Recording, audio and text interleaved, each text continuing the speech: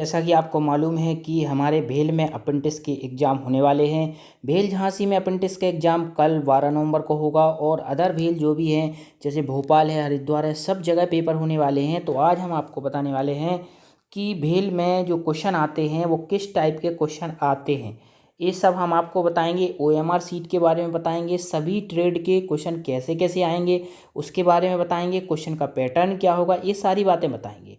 तो ये सारी बातें क्रमानुसार आप समझें और देखें। और हमारा जो चैनल फिटर फाइटर है वो हमेशा आवश्यकता और ज़रूरी चीज़ें जो आपके लिए होती हैं उनको अपलोड करता रहता है और ये चैनल आपके साथ हमेशा रहता है। इसीलिए आप हमारे चैनल पर यदि नए हों तो फिटर फाइटर चैनल को सब्सक्राइब जरूर करें और बेल आइकन दबाएं ताकि जो भी ज़रूरी चीज़ हो, चाहे वो अप्रेंटिस की हो, चाहे वो जॉब की हो, चाहे वो आईटीआई से रिलेटेड हो, सारी चीज़ें आप तक पहुंच सकें। तो आप अब क्रमानुसार सभी बातों को समझेंगे। सबसे पहले मैं ये समझाऊंगा कि अप्रेंटिस जो है हर जगह होती है। देखिए, ऑल बीएचएल जितने भी बीएचएल है हमारे, सभी जगह बीएचएल में होती है। ओएनजीसी करवाती है, कोल इंडिया करवाती है, जो हमारी इंडियन ऑयल होती है वो भी करवाती है और सभी में एग्ज़ाम होता है। जैसे रेलवे होती है तो रेलवे में भी एग्ज़ाम होता है। किसी किसी ग्रेड में जो होता है वो मेरिट बेस पर भी हो जाता है। डीआरडीओ का जो एग्ज़ाम है, एग्ज़ाम से रिलेटेड क्वेश्चन रहेंगे क्योंकि जो आपके अप्रेंटिस में क्वेश्चन आते हैं वही कई बार एग्जाम में भी आ जाते हैं। हमारा यूपीआरवीएनएल का पेपर है, उस पेपर में भी ये क्वेश्चन आ सकते हैं। यानी हमने सारी चीज़ों को कवर किया है, चाहे वो किसी भी अप्रेंटिस का पेपर हो और चाहे वो डीआरडीओ का हो, यूपीआरवीएनएल का हो, हम सारी बातें बताएंगे पैटर्न को लेते हुए। देखिए, सबसे पहले इसका हम ये बता देते हैं कि इसमें दो तरीके से क्वेश्चन आ सकते हैं। जैसे मान लीजिए मैं एक क्वेश्चन आपको दिखा देता हूँ। मान लीजिए ये क्वेश्चन है, इसमें 4 ऑप्शन दिए गए हैं, 1 2 3 4। तो देखिए, या तो इसमें एक पैटर्न हो सकता है कि आपको जो क्वेश्चन पेपर मिले उसी क्वेश्चन पेपर में टिक लगाने के लिए आपको मिलेगा। जैसे चार ऑप्शन है, मान लीजिए इस क्वेश्चन का आंसर मान लीजिए सी आंसर है, तो आपको जो क्वेश्चन पेपर मिलेगा वो इसी टाइप का पेपर मिलेगा, उसमें आपको सी में टिक करना पड़ेगा। इस तरीके से आपको टिक करना पड़ेगा। जो मैं भेल झांसी की बात कर रहा हूँ, जो BHEL झांसी है, झांसी में जब मैंने पेपर दिया था तो इसी तरीके से उसमें क्वेश्चन आए थे। 50 क्वेश्चन थे और पूरे क्वेश्चन थ्योरी के थे। तो 80% चांस जो है इस पेपर में थ्योरी आने का चांस है, क्योंकि जब फिटर का होगा तो उसमें फिटर से रिलेटेड पूछा जाएगा, इलेक्ट्रीशियन का होगा तो इलेक्ट्रीशियन से रिलेटेड पूछा जाएगा। ये मैं भेल झांसी की बात कर रहा हूँ कि ऐसा आने का चांस 80% है। कैसा? इसमें क्वेश्चन पेपर रहेगा, उसमें पूरे क्वेश्चन थ्योरी के रहेंगे और 4 ऑप्शन रहेंगे, सही ऑप्शन पे आपको टिक करना पड़ेगा। दूसरा क्या आ सकता है? पहला तो मैंने बता दिया। दूसरा ये आ सकता है कि ऐसे ही 4 ऑप्शन रहेंगे। जैसे ये क्वेश्चन है, इसमें 4 ऑप्शन है, बिल्कुल सही 4 ऑप्शन है। अब इन 4 ऑप्शन में जो ऑप्शन सही होगा उसका आपको गोला भरना पड़ेगा। ऐसी OMR सीट आपको मिलेगी।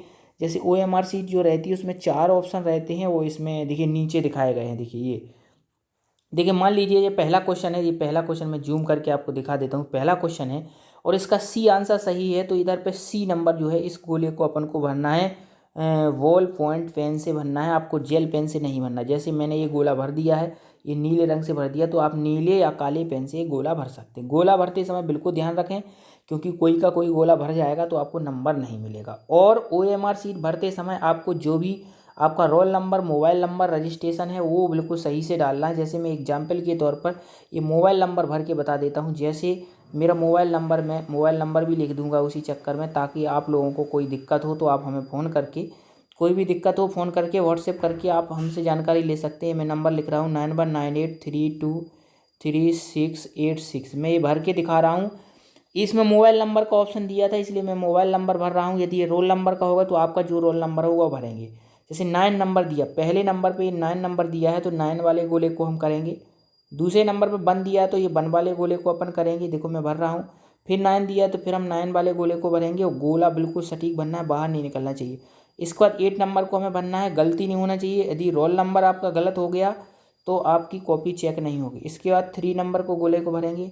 इसी तरीके से, जिस तरीके से मैं गोले भर रहा हूँ ऐसे ही गोले आपको भरना है, चाहे वो रोल नंबर हो, चाहे डेट ऑफ बर्थ हो, चाहे रजिस्ट्रेशन हो, कुछ भी हो, ऐसे गोले भरना है। तो 2 तरीके से आपका पेपर आ सकता है ऑल अप्रेंटिस में। या तो ऑप्शनल क्वेश्चन रहेगा, आपको टिक करना पड़ेगा, या फिर आपको ऑप्शनल क्वेश्चन पेपर मिलेगा और आपको OMR सीट मिलेगी, उसमें भरना पड़ेगा। अब मैं आपको बताऊंगा, ये तो मैंने अभी आपको बता दिया कि क्वेश्चन पैटर्न क्या रहेंगे। तो क्वेश्चन पैटर्न मैंने दोनों आपको बता दिए। एक क्वेश्चन आएगा, 4 ऑप्शन आएंगे उसमें, उस ऑप्शन में से जो सही होगा, तो पहला तो ये हो सकता है कि आपको OMR सीट ना मिले, तो आपको क्वेश्चन का जो आंसर होगा उसमें आपको ब्लैक या ब्लू पेन से उसके सामने टिक करना है और आपका वो पेपर जमा हो जाएगा। दूसरा ये है कि आपको पेपर अलग से मिलेगा, OMR सीट अलग से मिलेगी, तो आपका जो आंसर होगा वो आपको OMR सीट में फिल करना पड़ेगा, OMR सीट से चेकिंग होगी। ये दो ही पैटर्न रहते हैं। अब मैं क्वेश्चन का वो बता देता हूँ कि क्वेश्चन किस टाइप के आएंगे।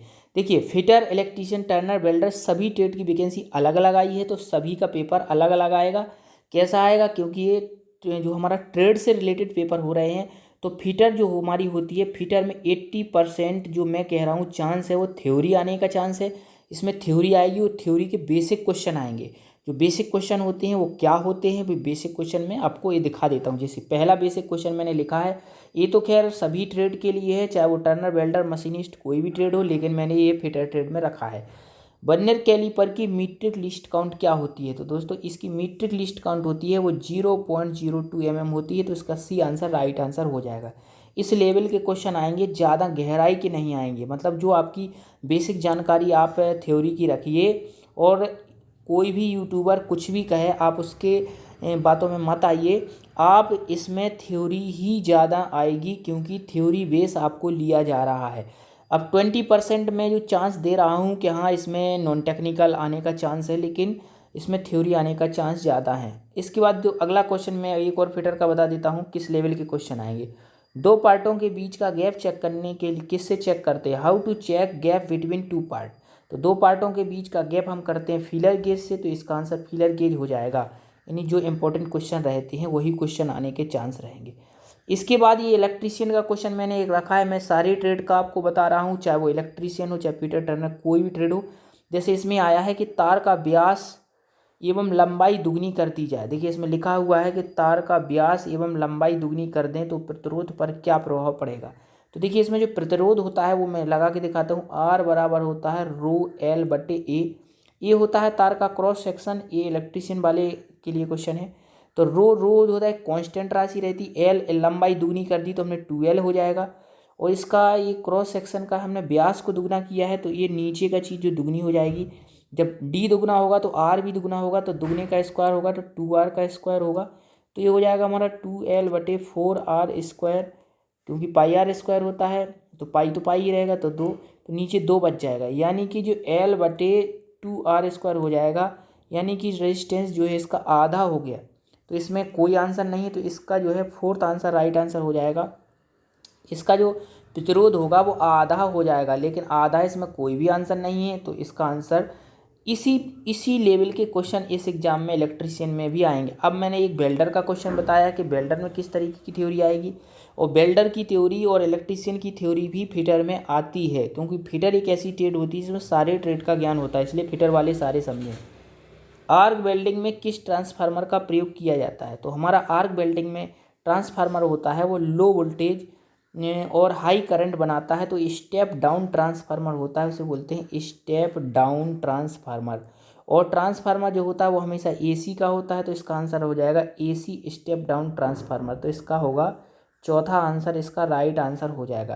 तो आप विश्वास करिए, आप लोग थ्योरी पढ़िए, नॉन टेक्निकल को भी पढ़िए, लेकिन ज़्यादातर आप थ्योरी पर फोकस कीजिए, क्योंकि ज़्यादातर थ्योरी आने के चांस हैं। जो मैंने पेपर दिया था मैं अपने अनुभव से कह रहा हूँ, पर 100% कोई नहीं कह सकता है कि क्या आएगा। सब लोग जो है ऐसे अंदाज़ा लगा रहे हैं, पर जिसने पेपर दिया है, तो मैंने पेपर दिया है इसलिए मैं बता रहा हूँ कि इसमें 80% थ्योरी आएगी। लेथ पर एक क्वेश्चन पूरा नहीं लिख पाया, लेथ पर हार्ड मटेरियल, ये मटेरियल की टर्निंग में कौन सा रैक एंगल दिया जाता है, तो हार्ड मटेरियल की टर्निंग, ये हमारा टर्नर मशीनिस्ट वालों का क्वेश्चन है। तो हार्ड मटेरियल की टर्निंग करने के लिए हम उसमें नेगेटिव रैक एंगल देते हैं, तो इसका सेकंड आंसर राइट आंसर हो जाएगा। तो जो हमारे बेसिक क्वेश्चन रहते हैं वो सारे पढ़ें आप लोग, और कल के पेपर की जो भेल झांसी में कल पेपर है और अदर यूनिट में अलग अलग डेट में पेपर हैं, तो ऐसे ही सब जगह क्वेश्चन आएंगे, इनमें सारे अप्रेंटिस एग्ज़ाम की बात कर रहा हूँ, किसी एक एग्ज़ाम की बात नहीं कर रहा हूँ। लेकिन मैं झांसी की बता रहा हूँ कि झांसी में थ्योरी ज़्यादा ही आती है, इसलिए झांसी वाले ध्यान रखें, जो 12 नवंबर को कल पेपर है। शेपर में ये हमारा मशीनिस्ट ट्रेड का क्वेश्चन है। शेपर में के बराबर क्या होता है, तो दोस्तों के बराबर होता है 2/3। ये फिटर वाले भी ध्यान रखें। और 2/3 जो होता है वो होता है रिवर्स स्टॉक बटे फॉरवर्ड स्टॉक। तो इसमें रिवर्स मतलब होता है आने का, फॉरवर्ड मतलब होता है जाने का, तो उसका सेकेंड आंसर राइट आंसर हो जाएगा। तो दोस्तों ये हमने जो पैटर्न था वो आपको बता दिया कि किस टाइप से पैटर्न के क्वेश्चन आएंगे, कैसे OMR शीट होगी, कैसे गोले भरना पड़ेंगे। और कोई दिक्कत हो तो मैंने आगे फ़ोन नंबर लिखा ही था, उस फ़ोन नंबर पर आप हमें कमेंट करके या व्हाट्सएप करके भी आप हमें बता सकते हैं। जो मैंने इधर नंबर लिखा था, ये लिखा था नंबर, मैं जूम कर देता हूँ। और व्हाट्सएप आप कर सकती हो, कोई भी कॉल लेटर, एडमिट कार्ड या सेंटर से रिलेटेड कोई भी प्रॉब्लम हो, कोई भी समस्या हो, तो आप इस पर व्हाट्सएप कर सकते हैं। और हमारे चैनल फिटर फाइटर को आप ज़रूर सब्सक्राइब करें, क्योंकि हमेशा कोई भी जानकारी होगी हम ज़रूर अपलोड करेंगे। आज के लिए इतना ही। Okay, bye bye. जय हिंद, जय भारत।